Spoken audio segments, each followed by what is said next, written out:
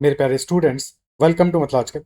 This is the 42nd session of our CAD DLR 100 series. Start करते हैं एक और beautiful session. And if you have not already subscribe, then make sure to subscribe the channel. Also press the bell icon. साथ में you can also join Telegram और WhatsApp channel as well. Okay, so this is the set for today, followed by 5 questions.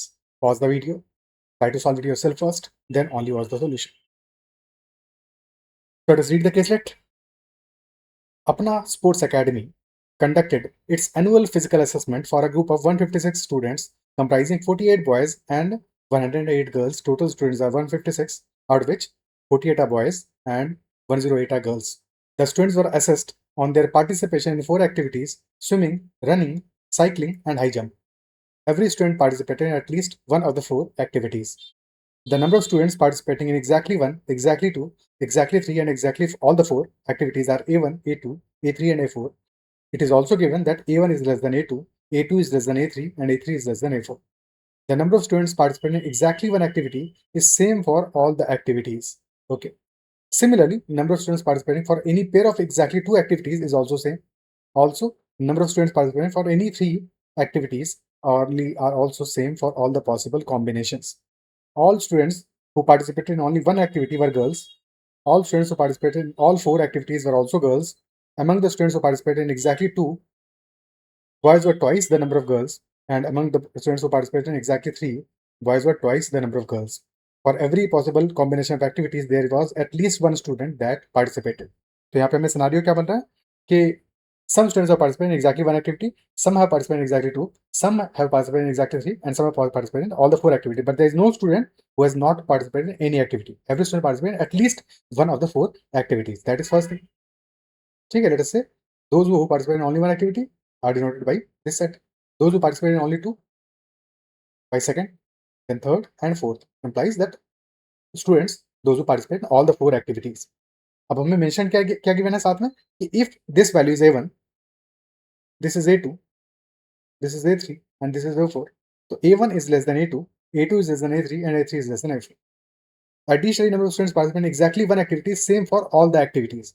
ठीक है, तो total 4 activities हमारे पास: swimming, running, cycling and high jump. So if someone is participating only one activity, तो कितने cases बनेंगे हमारे? Only swimming, only running, only cycling, only high jump, 4C1, 4 ways बनेंगे. ठीक है, और ये सारे के सारे वेज हमारे क्या होंगे? इक्वल होंगे एज पर द क्वेश्चन. तो लेट अस से कि किसी एक एक्टिविटी में पार्टिसिपेट करने वाले number of students are A. तो if that is equal to A, for 4 activities this will be 4A.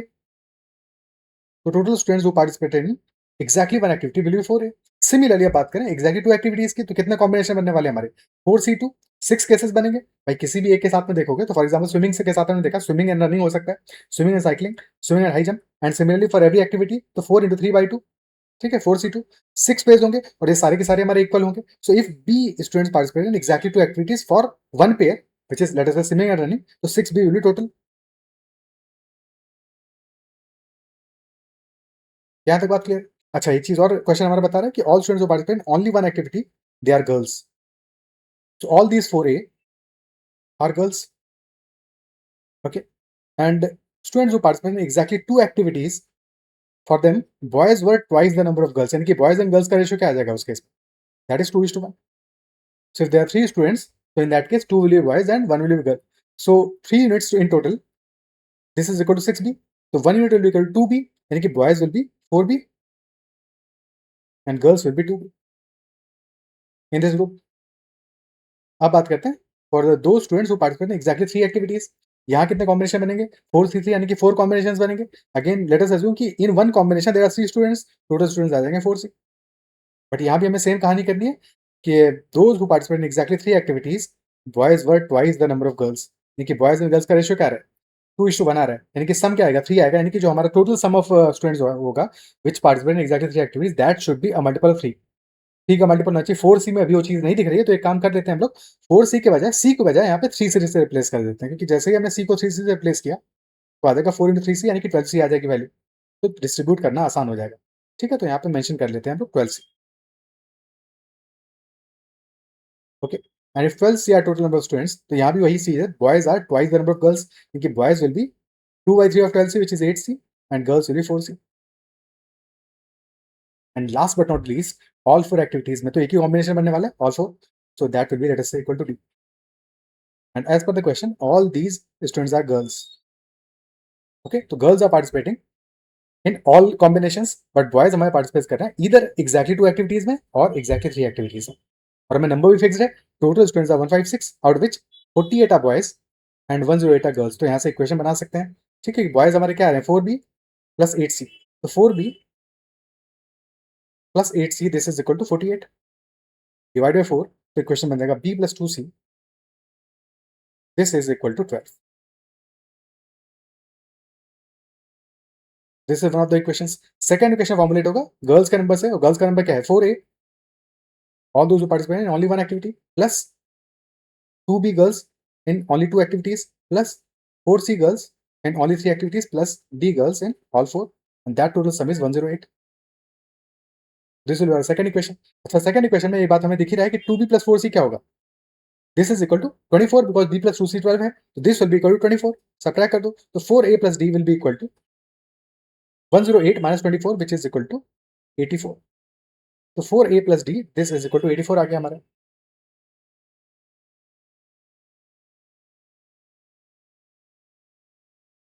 क्या तो बात क्लियर है. अब इन दोनों इक्वेशन से हमें सॉल्व करना है अल्टीमेटली, फाइंड आउट कि क्या क्या केसेस हमारे बनने वाले हैं. क्वेश्चंस भी एक बार देख लेते हैं शॉर्ट में. तो क्वेश्चंस क्या करें, what is the minimum possible number of girls who participate in all 4 activities, how many ordered pairs of A1 A2 A3 A4 are possible under the given constraints. तो केसेस निकाल लेते हैं और फिर उसके बाद में क्वेश्चंस हमारे सॉल्व हो जाएंगे काफी हद तक. ठीक, सो पहले केसेस बनाते हैं. अब b plus 2c is equal 12 आ रहा है. अब यहाँ पे देखो एक बात देखने वाली क्या है कि हमें पता है कि A1 is less then A2, A2 is less then A3, A3 is less then A4. तो ये हमारे केसेस बनेंगे. ठीक है, अब पहले फोकस करना है क्योंकि हम b plus 2c equal to 12 को सॉल्व करने वाले हैं. तो यहाँ पे क्या है हमारा फोकस करना है हमें A2 लेस देन A3 पे. A2 should be less than A3. And if A2 is less than A3, तो 6B should be less than 12C. यानी कि B should be less than 2C. From here we can say that B is less than 2C.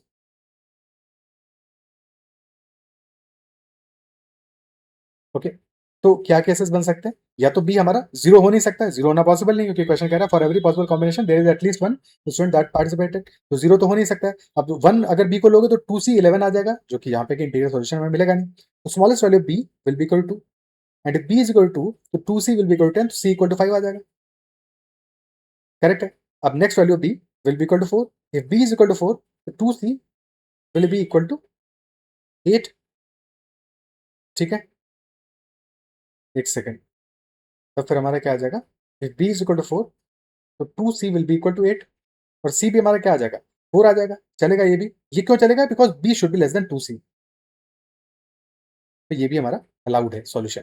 ठीक है, b और c equal है, कोई problem नहीं, b is still less than 2c.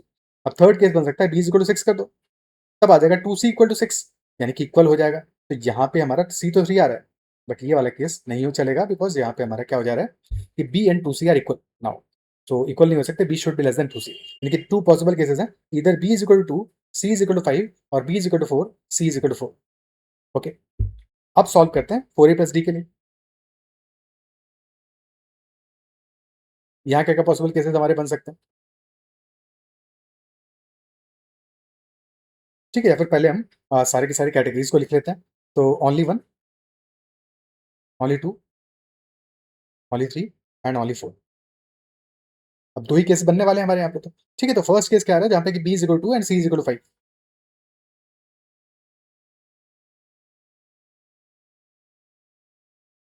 So if b is equal to and c is equal to 5, the number of students who participate in two activities will be 6b, यानी कि 12 हो जाएगा. And number of students who participate in three activities, that will be 12c, which is equal to 12 into 5, 60. Okay, so out of these 12, boys are 8 and girls are 4. Out of these 60, boys are 40 and girls are 20. अब last और first में only 1 और all 4 में तो girls ही हैं सिर्फ ऐसे. ठीक है, तो इनका सम आ रहा है 84. केसेस क्या क्या बनने वाले हैं, क्योंकि हमें ध्यान देना है कि 12 है तो this value only 1 should be less than 12, 12 is less than 60, so all 4 should be greater than 60 और only 1 should be less than 12. Okay, तो क्योंकि only 1 हमारा क्या है 4 है, 4 का मल्टीपल है, तो स्मॉलेस्ट वैल्यू क्या ले सकते हैं, 0 ले नहीं सकते, तो 4 लेंगे. This is equal to 4. अगर 4 इक्वल टू 4 आ रहा है यानी कि a is equal to basically 1 आ रहा है. ठीक है, 4a की बात कर रहे हैं हम लोग, 4a को ले लेते हैं 4, तो d हमारा आ जाएगा इक्वल टू 80. बिल्कुल वैलिड है because 4a that is 4 is less than 12 and 80 is less than 80 is more than 60. Second case आ जाएगा 8 एंड 72. ये भी चलेगा because 4a is equal to 8 which is less than 12 and d is equal to 72, वो भी हमारा चलेगा। But अब नेक्स्ट वैल्यू अगर 12 ले लेते हो तो प्रॉब्लम क्या है, 12 हमारा इक्वल टू 12 आ जाएगा, यानी कि ओनली 1 एंड ओनली 2 दोनों इक्वल हो जाएंगे। तो यही दो सॉल्यूशन हमें मिलेंगे फॉर द फर्स्ट केस, इधर 4 students for only one and 80 for all 4, or 8 students for only one and 76 for all 4। 76 आएगा यहाँ पे, 72 नहीं आएगा। ओके, ये पहला सॉल्यूशन हो गया। अब सेकंड केस हमारा क्या बन सकता है, मतलब यहाँ पे दो केसेस आ गए, पहला केस हो गया जबकि 4 and 80 only one and all 4 में, और दूसरा केस आ गया 8 एंड 76 वाला। ठीक है, अब बात करते हैं सेकंड केस जो हमारा बी और सी का था, देखिए 4 एंड 4 इन बोथ। तो in the second scenario a number of students in only two activities will be 6b, which is 24, and number of students in all only three activities will be 4 into 12, 48. Now again, only one should be less than 24 and all four should be greater than 48। यानी कि यहाँ पे हमें और भी cases मिलेंगे, पहले दो केसेस जो हमने बनाए ये तो काम करेंगे ही करेंगे। यहाँ पे और क्या केसेस बनेंगे हमारे, 12 and 72 will also work, 16 and 68 will also work, and then 20 and 64 will also work। But 20 से बड़ा कर दोगे 24 हो जाएगा 4a, तो इक्वल हो जाएगा ओनली 2 के लिए। तो यानी कि यहाँ पे हमें मिलेंगे 5 cases. So in this case, we'll be having 5 cases. So 2 cases here and 5 cases here. Total cases हमारे पास बन रहे हैं 2 + 5 7। ठीक है, यहाँ पे क्या हो सकता है हमारा, ओनली वन कैन बी 4 और 8 और 12 और 16 और 20। करेस्पॉन्डिंगली ऑल 4 विल बी 80 और 76 और 72 और 68 और 64। अब क्वेश्चन सॉल्व करते हैं और अकॉर्डिंगली केस बनाते चलेंगे। अच्छा, यहाँ पे गर्ल्स की बात और बॉयज़ की बात करें, ये तो सारे के सारे गर्ल्स हैं पहले और आखिरी में, बट सेकंड केस में ओनली 2 वाले केस में boys will be 16 and girls will be 8, 2/3 boys होंगे, और ओनली 3 वाले में boys will be 32 and girls will be 16। Now first question, what is the minimum possible number of girls who participate in all the 4 activities? Minimum possible number of girls who participate in all 4। तो क्या possible number है, minimum possible number of all 4 activities, लेकिन D का minimum value क्या आएगा? तो D minimum is coming out when we have 64 girls. The answer for this question will be 64.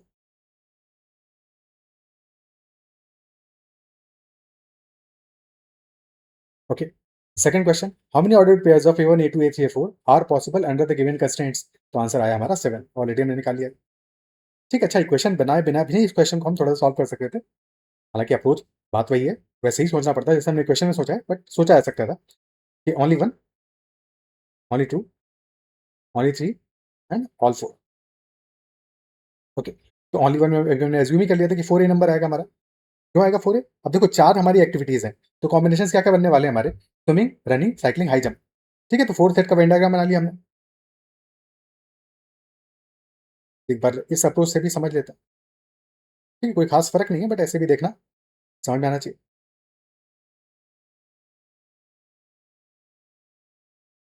Swimming का set हो गया पहला, फिर running, cycling and high jump. Okay, and if let us say A students are participating only one activity, और वो सबके लिए equal होगा, सो ओनली स्विमिंग ए आ गया, ओनली रनिंग ए आ गया, ओनली साइकिलिंग ए आ गया, ओनली हाई जंप ए आ गया, टोटल आ गया 4A। अब 2 एक्टिविटीज की बात करें तो 2 एक्टिविटीज में मान लेते हैं, लेट अस से बी स्टूडेंट्स आते हैं, तो B for swimming and running only, B for swimming and cycling only, B for swimming and high jump only, B for running and cycling only, B for running and high jump only, and B for cycling and high jump। तो total हो गया हमारे पास 6B। ठीक है, यही काम करेंगे only 3 के लिए भी। तो ओनली 3 में कहाँ कहाँ पे आएगा हमारा, लेट अस से C माना हमने, तो C for swimming, running and cycling, C for swimming, cycling and high jump, C for swimming, running and high jump, and C for running, cycling and high jump. But यहाँ पे भी हमने देखना क्या है, अभी बाद में डिस्ट्रीब्यूट करेंगे जब बॉयज और गर्ल्स में, तो वहाँ पे क्योंकि हमें अल्टीमेटली 3 का मल्टीपल भी चाहिए होगा, तो इसलिए बजाय इसके इसको 3C कर लो, टोटल आ जाएगा फिर 12C। और ऑल 4 को डी एज्यूम कर लिया तो डी आ गया वैल्यू।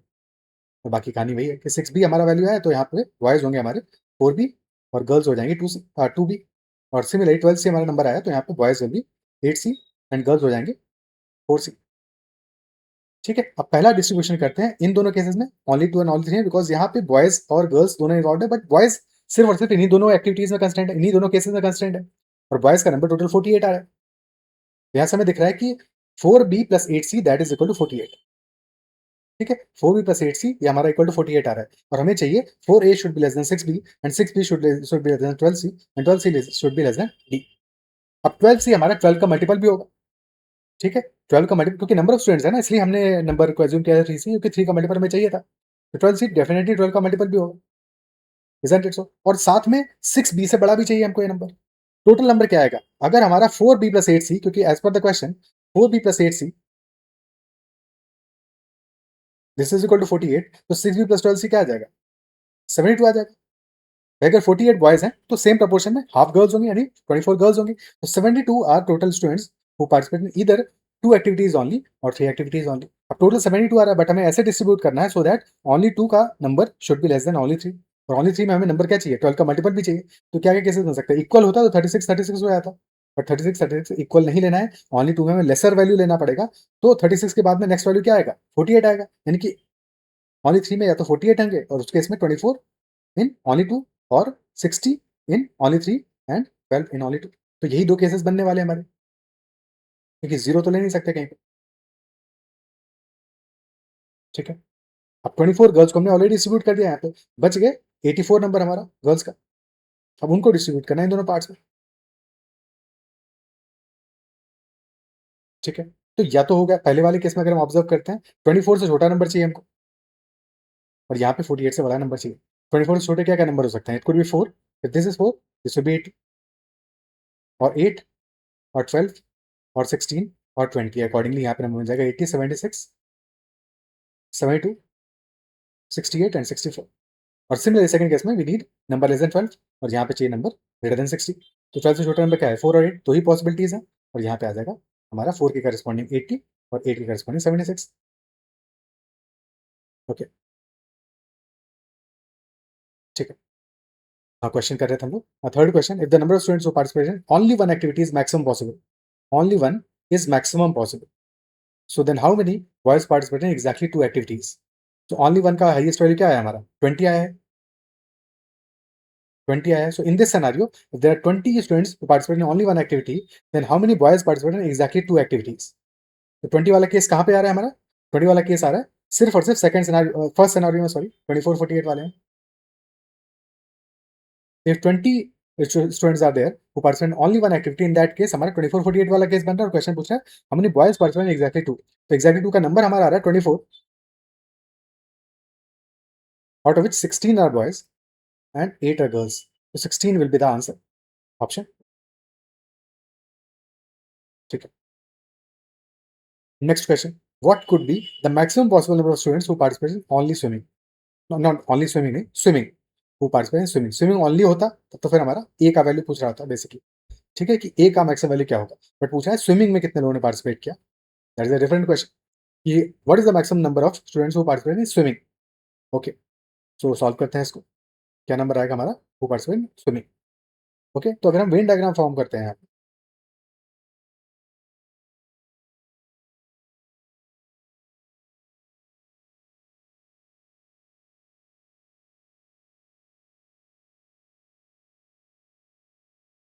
तो सिर्फ स्विमिंग का केस फोकस करें तो क्या नंबर आएगा हमारा, only swimming A, then for 2 activities क्या आएगा B B B, for 3 activities only that will be 3C, क्योंकि 3C माना है हमने वहाँ पे 3C और ऑल 4 में डी आ जाएगा। तो टोटल स्विमिंग का नंबर क्या आ जाएगा हमारा, this number will be equal to A plus 3B plus 9C plus D, and we have to maximize this number, what can be maximum possible of A plus 3B plus 9C plus D, ठीक है। Maximise करना है इस number को, तो क्या maximum possible value हो सकता है।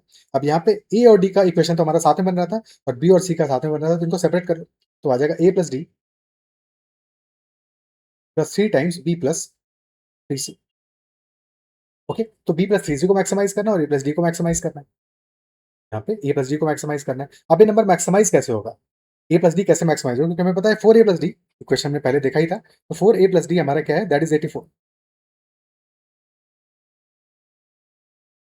This is 84। तो ए प्लस डी का मैक्सिमम वैल्यू कब आएगा, जबकि हम डी को मैक्सिमाइज करते हैं, ए को मिनिमाइज करते हैं, क्योंकि 4a में से ए का पार्ट ही ले रहे हैं, तो जितना छोटा होगा 4a उतना छोटा होगा ए, क्योंकि हमें 4a प्लस डी यानी ए प्लस डी को मैक्सिमाइज करना है। ये मैक्सिमम कब होगा, व्हेन ए इज मिनिमम, जब ए मिनिमम हो और डी मैक्सिमम हो, क्योंकि डी का वैल्यू तो पूरा का पूरा रह ही रहा है यहाँ पे। तो if D is equal to 80, and 4a is equal to 4। तो इन दैट केस क्या आ जाएगा, a will be equal to 1 और d will be equal to 80। तो यहाँ पे सब मैक्सिमम आ सकता है 81। सिमिलरली b प्लस 3c की बात करें तो b plus 2c was equal to 12।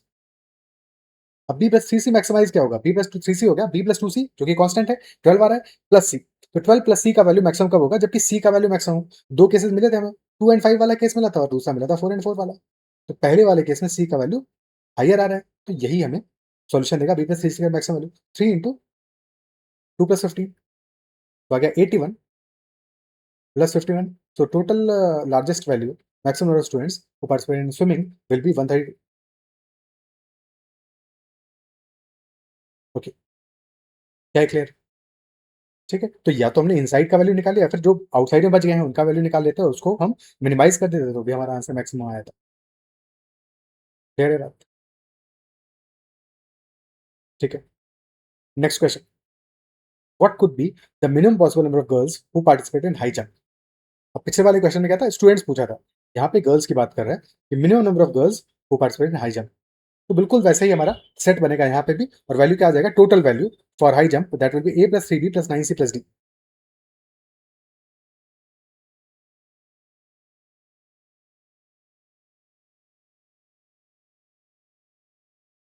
This will B total number of students who participate in high jump. अब हमें इसमें मिनिमाइज करना है नंबर ऑफ गर्ल्स को।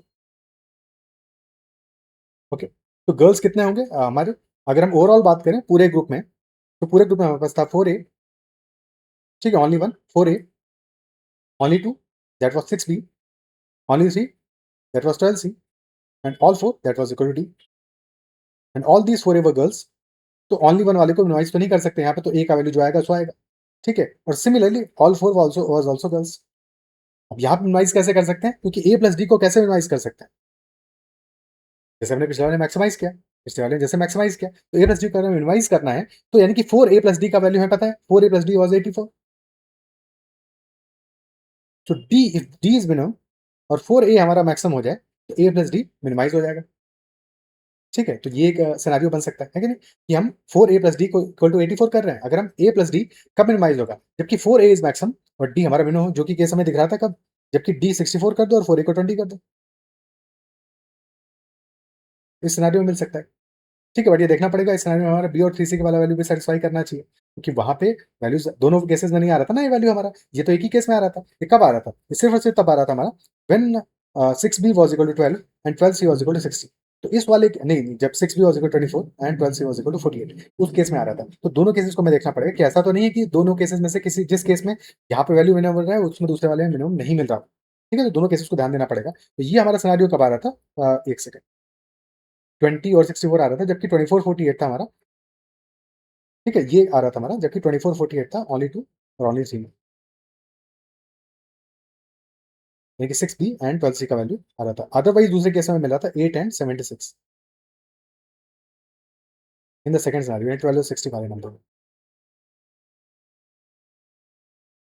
ओके, अब इसका वैल्यू भी तो हमें फोकस करना पड़ेगा, यहाँ पे भी तो वैल्यू हमें मिनिमाइज करना पड़ेगा। बट क्योंकि यहाँ पे गर्ल्स की बात कर रहा है, तो देखो यहाँ पे क्या सिनेरियो बनेगा, 6b में से 4b were boys and 2b were girls. Similarly 12c में से 8c were boys and 4c were girls. Question में और कोई कंस्ट्रेंट नहीं है, हम बॉयज और गर्ल्स को कैसे भी अरेंज कर सकते हैं इन ग्रुप्स में। तो अगर हमें ए चाहिए, ए प्लस डी को मिनिमाइज करना है, तो ए प्लस डी का वैल्यू कितना आ सकता है पहले केस में। ठीक है, अगर इस केस की बात करें तो यहाँ पे ए प्लस डी का वैल्यू कितना आ रहा है, 4a इज इक्वल 20, तो ए इज इक्वल 5 आ गया और डी इज इक्वल 64 आ गया। ठीक है, प्लस अब यहाँ पे 3b प्लस 9c में हमें देखना है कि मिनिमम गर्ल्स कितनी आ सकती है, कि यहाँ पे गर्ल्स और बॉयज दोनों मिक्सड है। ए वाला पूरा केस गर्ल्स का है, डी वाला पूरा केस गर्ल्स का, तो यहाँ से पूरी की पूरी तो गर्ल्स ही आएंगी, यहाँ पे हम बॉयज को फिट नहीं कर सकते क्योंकि पॉसिबल ही नहीं। बट 3b प्लस 9c में ऐसा नहीं है। ठीक है, बिकॉज हमारे पास क्या है कि ओनली टू वाले केस में we have 4b boys available and 2b girls are available. तो जो 3b गर्ल्स हमें चाहिए inside the high jump group, यहाँ पे सारे के सारे बॉयज को फिक्स कर दो, 3b स्टूडेंट्स चाहिए ना हमको। अब 3b स्टूडेंट्स में से कोई भी गर्ल मत रखो, सारे के सारे 3b students, all 3b students should be equal to boys, सारे बॉयज को फिट कर दो हाई जंप के अंदर। ठीक है, तो यहाँ पे we can take minimum value for girls equal to 0, because all 3b can be boys, possible है। बट क्या ये सेम लॉजिक ऑल थ्री में लगा सकते हैं, 9c। अब यहाँ पे 9 सी स्टूडेंट्स हैं, बट हमें पता है कि टोटल हमारे पास 8 सी बॉयज अवेलेबल है, तो अगर हम सारे के सारे बॉयज को भी हाई जंप वाले ग्रुप में फिट कर देंगे, still we will be having C students remaining which can not be boys, which have to be girls, तो minimum C girls must be there. तो सी तो मिनिमम गर्ल्स हमें लेनी पड़ेगी, तो सी का वैल्यू जहां पे मिनिमम हो रहा होगा उसको देखेंगे, और फोकस करना है पहले वाले केस में हमारा जो था वैल्यू क्या आ रहा था, 2448 आ रहा था, यानी कि यहाँ पे सी इक्वल 4 आ रहा था, इस केस में सी इक्वल हमें 4 ही लेना पड़ेगा, क्योंकि प्लस 0 प्लस, तो ये नंबर कितना आएगा 64 प्लस 5 69 प्लस 4 73। अब सेकंड सिनेरियो को भी देख लेते हैं, जैसा तो नहीं वहां पे वैल्यू हमारा आ रहा, बट ऑब्वियसली दिख रहा है यहाँ पे कि पॉसिबल नहीं है, बिकॉज वहां पे हमारा ओनली 4 ही हमारा, ऑल 4 ही हमारा 76 आ जा रहा है, तो बाकी केसेस में तो डेफिनेटली वहां पे मिनिमम नहीं मिलने वाला है, पर फिर भी देख तो लेते ही। ठीक है, 4 ए अगर डी आ रहा है तो डी ए हमारा आ जाएगा 2, 2 प्लस 76 प्लस ओनली 2 वाले को तो जीरो कर सकते हैं, क्योंकि वहां पे सारे बॉयज को फिट कर देंगे, और फिर सी का वैल्यू इस केस में क्या आएगा, क्योंकि 12 सी आ रहा है 60, तो सी इज इक्वल 5 आ जाएगा, यानी कि यहाँ पे नंबर क्या होगा 76 प्लस 7 दैट इज इक्वल 83।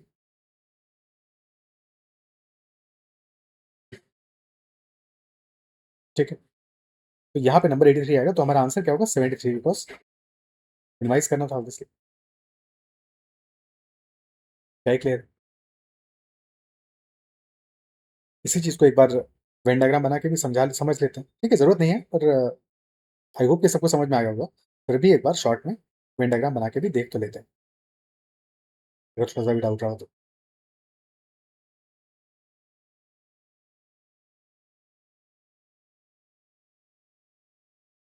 तो स्विमिंग, साइकिलिंग, रनिंग और हाई जंप था। ठीक है, let us say this is the group of high jump,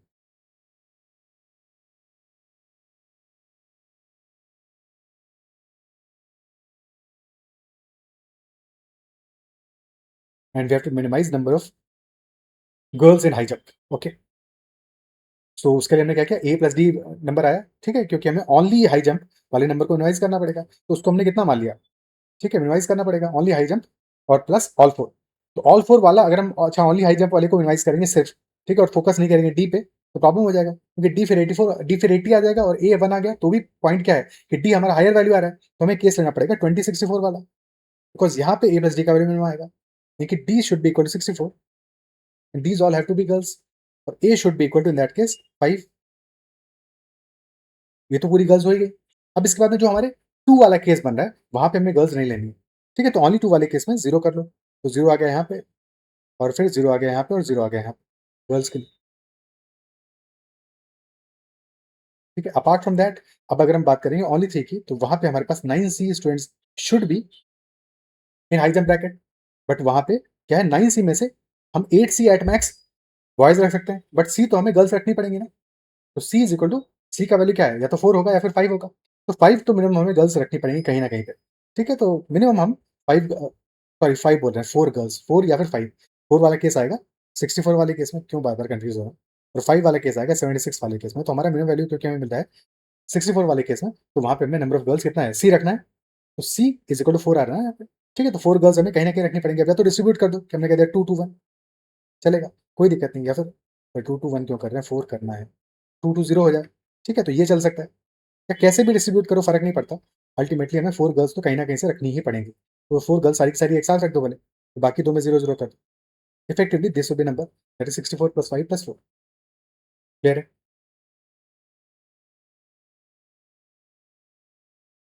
ठीक है, तो ये हमारा पूरा कंप्लीट सेट हो गया क्वेश्चंस का, क्या अप्रिशिएट कर पा रहे हो, ठीक है, अगर ये अच्छे से समझ में आया तो एक बात फिर कमेंट में तो मेंशन करना अपने एंड पे, ठीक है, एक तुम्हें क्वेश्चन देता हूँ सॉल्व करने को, कि बताना फिर what will be minimum number of boys in running,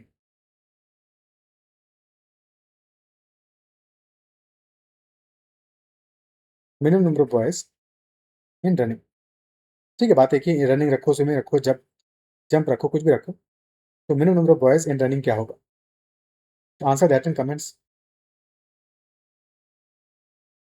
logic समझ में आई क्या होगा, ठीक है, सो इतना ही रखते हैं सेशन में, आई बिलीव कि जो भी बातें डिस्कशन साइड से समझ में आएंगी, और सेशन में काफी कुछ सीखने को मिला होगा, फिर भी कहीं डाउट रहता है कमेंट में मेंशन करना, सेशन पसंद आया उसको लाइक करना, चैनल को सब्सक्राइब नहीं किया है तो जरूर करना, साथ में इस क्वेश्चन को भी आंसर करना कि what will be minimum number of student, minimum number of boys in running, ठीक है, चलो इतना ही रखते हैं, bye bye, take care and keep